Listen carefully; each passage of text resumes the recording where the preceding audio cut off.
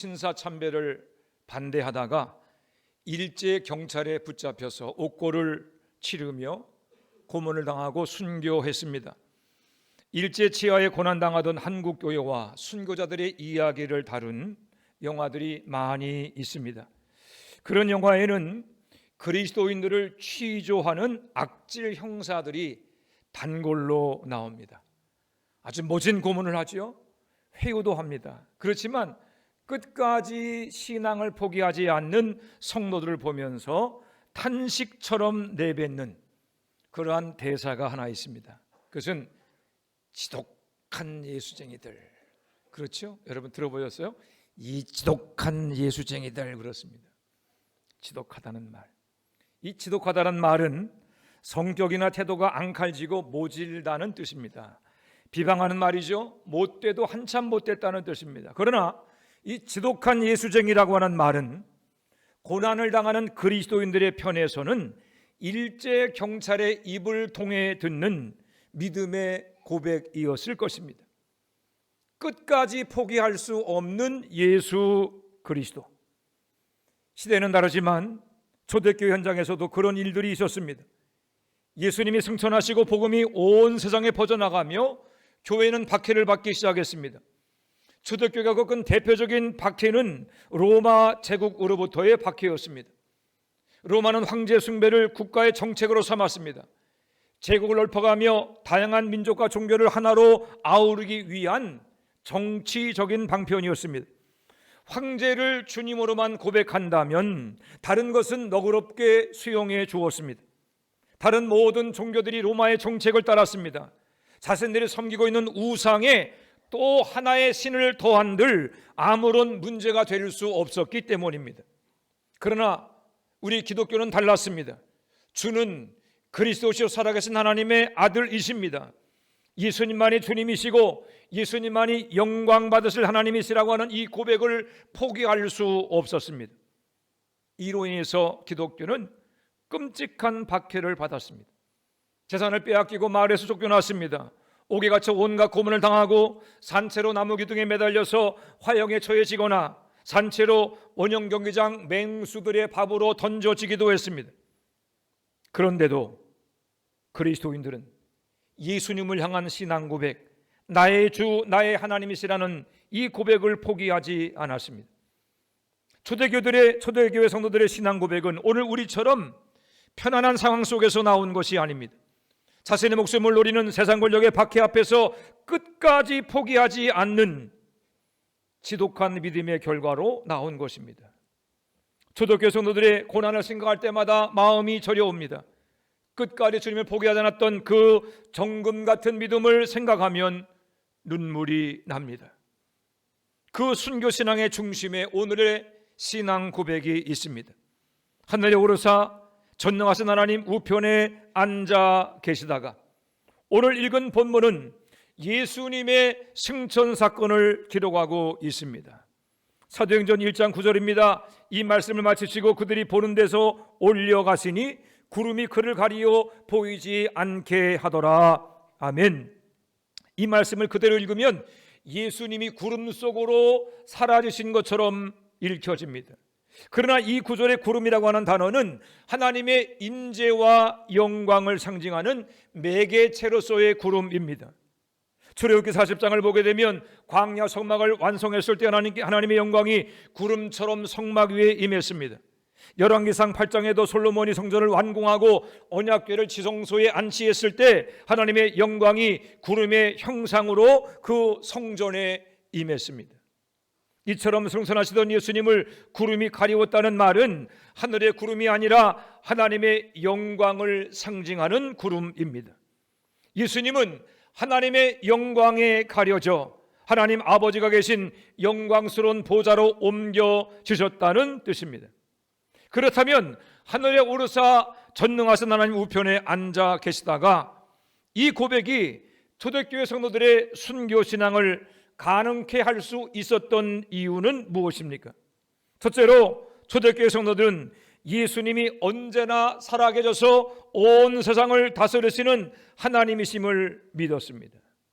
성경은 예수님이 부활하신 지 40일 만에 하늘로 올라가셔서 하나님 보좌 우편에 앉으셨다라고 말합니다. 여기서 말하는 하늘은 우리 눈으로 보는 파란 하늘, 그 하늘이 아닙니다. 하나님의 영광스러운 보좌가 있는 영적인 세계로서의 하늘을 뜻합니다. 바울 사도는 예수님이 하늘로 올라가신 이유를 에베소서 1장 20절로 22절에서 이렇게 설명해 드립니다. 발췌하여 읽어 드립니다. 죽은 자들 가운데서 다시 살리시고 하늘에서 자기의 오른편에 앉히사 모든 통치와 권세와 능력과 주권과 모든 세상 이름 위에 뛰어나게 하시고 또 만물을 그의 발 아래 복종하게 하셨느니라. 예수님이 죽음을 이기시고 부활하셔서 하늘로 올라가신 것은 모든 통치와 권세와 능력과 주권으로 만물을 다스리기 위함이라는 것입니다. 사도행전은 이 부분을 이렇게 고백합니다. 하늘에 오르사 전능하신 하나님 우편에 앉아 계시다가, 왕의 우편은 아무나 앉는 자리가 아닙니다. 왕과 동일한 권세를 가진 사람만이 앉는 자리입니다. 전쟁에서 승리하고 돌아온 그러한 장수만이 앉을 수 있는 자리입니다.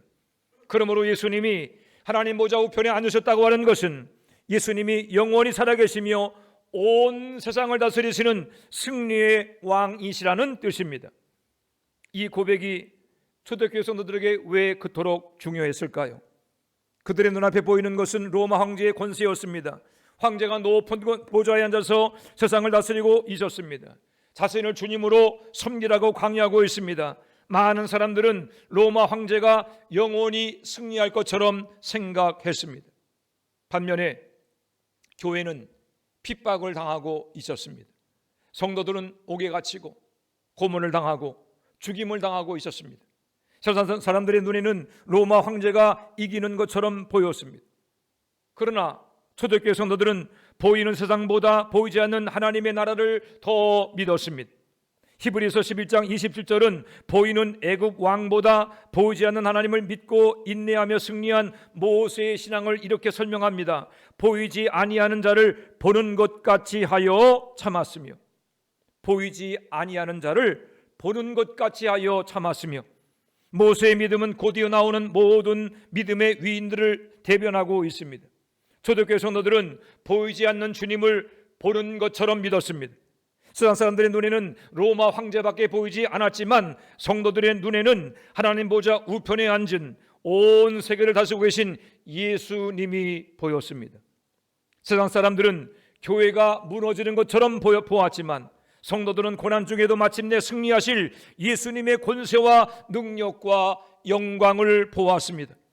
지금은 고난을 당해도 주님께서 이 믿음을 정금처럼 연단하시고 마침내 영광의 면류관으로 갚아 주실 것을 믿었습니다. 예수님은 지금도 살아계신다. 예수님은 지금도 다스리신다. 예수님은 마침내 승리하신다. 이 믿음이 있었기에 초대교회 성도들은 고난과 핍박과 죽음 앞에서도 믿음을 포기하지 않았던 것입니다. 사랑하는 화천절교회 성도 여러분, 우리 눈에 보이는 것이 전부가 아닙니다. 우리 눈에는 악이 이기는 것처럼 보일 때가 있습니다. 그러나 그것은 태양이 떠오르기 전 안개가 자욱한 것과 같습니다. 하늘 보좌 우편에서 온 세상을 다스리시는 만왕의 왕 우리 주님이 다시 오시는 날 세상의 악은 한순간에 사라지게 될 것입니다. 우리는 마침내 승리하게 될 것입니다.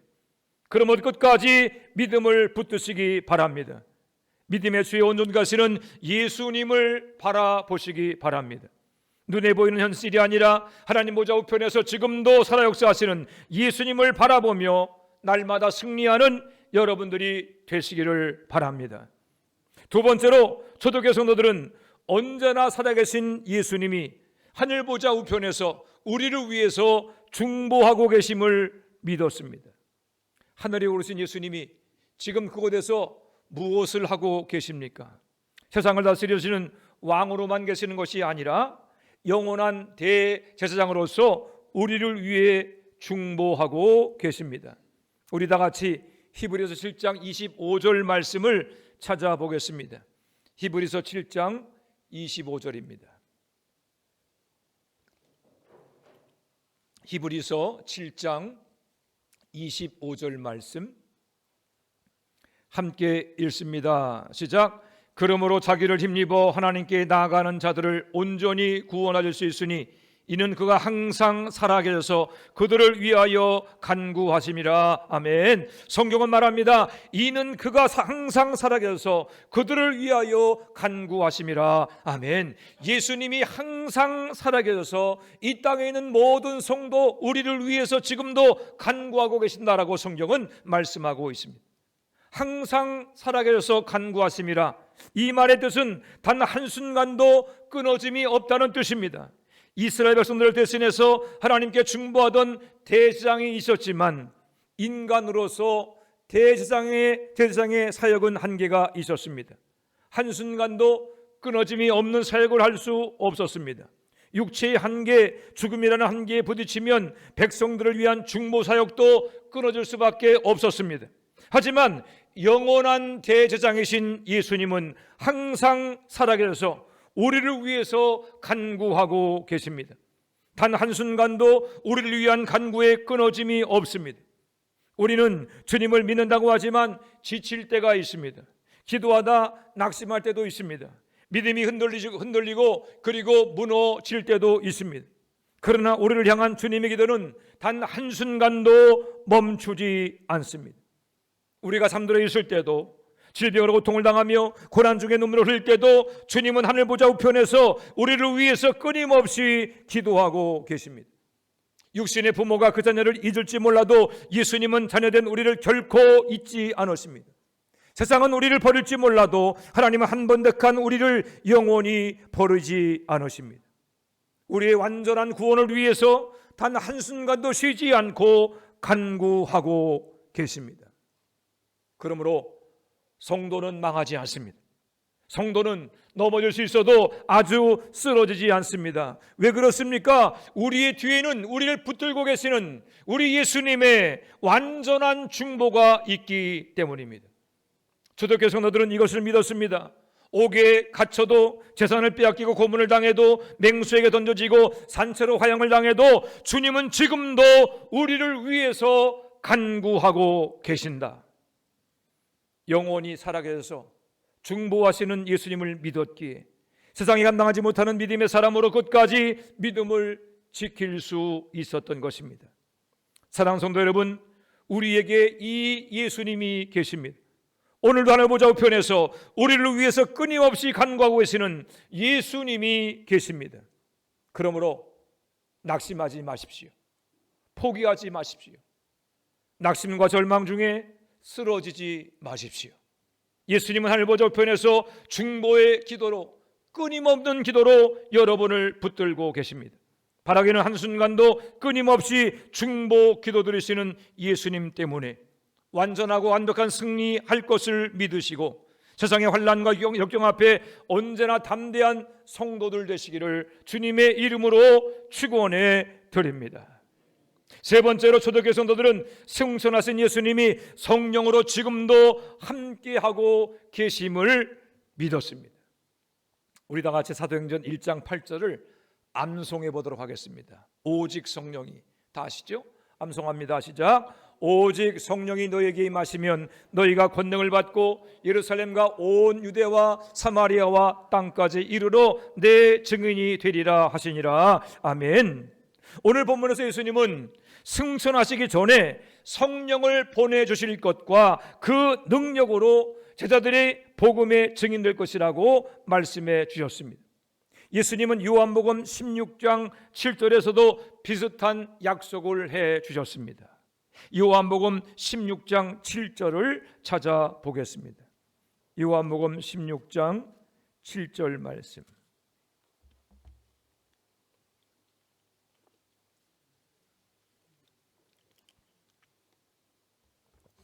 요한복음 16장 7절 말씀 읽습니다. 시작. 그러나 내가 너에게 실상을 말하노니 내가 떠나가는 것이 너에게 유익이라. 내가 떠나가지 아니하면 보혜사가 너에게로 오시지 아니할 것이요 가면 내가 그를 너희에게로 보내리라. 아멘. 예수님은 자신이 제자들을 떠나서 하늘로 올라가시는 것, 승천하시는 것이 더 유익하다고 말씀하십니다. 육체의 한계를 가진 인간의 몸으로 언제까지나 제자들과 함께 하실 수 없기 때문입니다. 만일 예수님이 지금도 우리와 똑같은 육체로 계신다면 시간과 공간의 한계에 갇혀서 우리를 영원하고 완전하게 도우실 수 없을 것입니다. 그런데 예수님이 승천하시고 성령을 보내주시면 어떤 일이 일어납니까? 성령님은 육체가 아니라 영이신 하나님이십니다. 예수님과 똑같은 본질을 가지고 계십니다. 영이신 성령님은 육체의 한계를 극복하고 시간과 공간을 초월하실 수 있습니다. 여기에도 계시고 저기도 계실 수 있습니다. 제 마음속에도 계시고 여러분의 마음속에도 계실 수 있습니다. 한 사람과 함께 하시고 그 공동체 전체와도 함께 하실 수 있습니다. 오늘도 계시지만 과거에도 계시고 미래에도 계실 수 있고 그리고 모든 시간에 동시에 거하실 수도 있습니다. 시간과 공간을 창조하신 창조주는 자신의 창조에 매이지 않기 때문입니다. 우리와 영원히 거하시는 함께 하시는 예수님, 그래서 예수님은 내가 떠나가는 것이 너에게 유익하다고 말씀하신 것입니다. 이 모든 것은 예수님이 승천하심으로 이루어진 일입니다. 승천하신 예수님이 성령을 보내주심으로 모든 성도와 영원히 함께 하실 수 있게 되었습니다.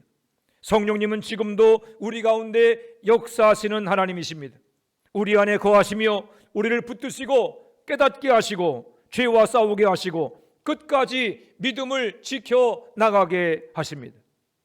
오순절 마가다락방에 성령께서 불처럼 바람처럼 임하신 이후에 두려워 떨던 제자들이 완전히 달라졌습니다.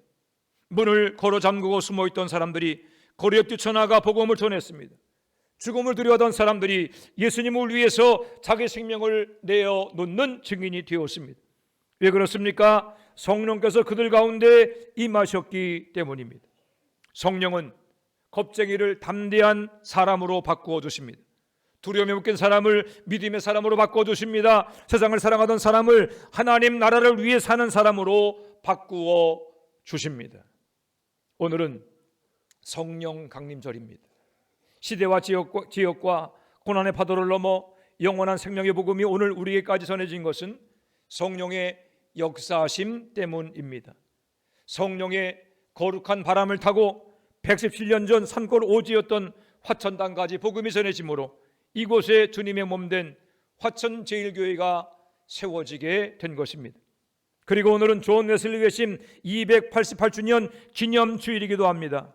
1703년 6월 28일에 3대째 목사였던 아버지 사무엘 웨슬리의 가정에 태어난 존 웨슬리는 믿음의 가정에서 양육을 받아 옥스퍼드 대학에 진학하여 목사가 되었습니다.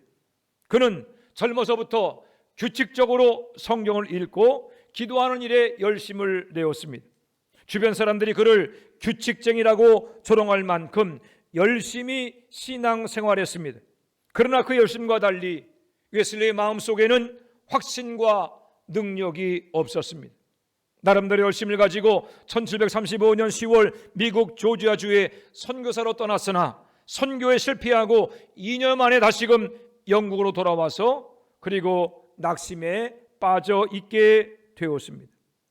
1738년 5월 24일 우연히 올더스게이트의 집회에 참석해서 로마서 서문을 듣고 있던 웨슬리 목사의 마음을 성령께서 찾아가 만져주셨습니다. 그때를 웨슬리는 이렇게 고백합니다. 내 마음이 이상하게 뜨거워졌다. 내 마음이 이상하게 뜨거워졌다. 그날 이후 웨슬리 인생은 완전히 달라졌습니다. 형식적인 신앙이 살아있는 신앙으로 바뀌었습니다. 머리로 믿던 예수님이 그의 삶 속에 살아계신 주님이 되었습니다. 그 한 사람의 성령 충만을 통해서 영국 교회가 깨어나고 수많은 영혼이 주께로 돌아오는 부흥의 역사가 일어났습니다. 존 웨슬리 그 목사님을 통해 세워진 교회가 우리 감리교회입니다. 그의 뜨거운 신앙이 우리 감리교도들의 자랑이요 모범이 되고 있습니다. 사랑하는 성도 여러분, 하늘에 오르사 하나님 우편에 앉아 계신 예수님은 지금도 우리 안에 성령으로 살아 역사하고 계십니다.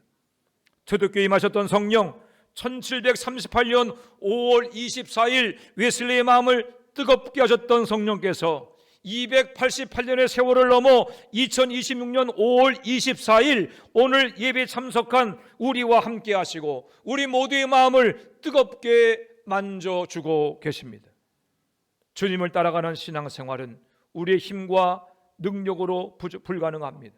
성령의 능력으로만 가능합니다. 성령 충만함으로 그 능력을 힘입을 때만 주님을 따라갈 수 있습니다.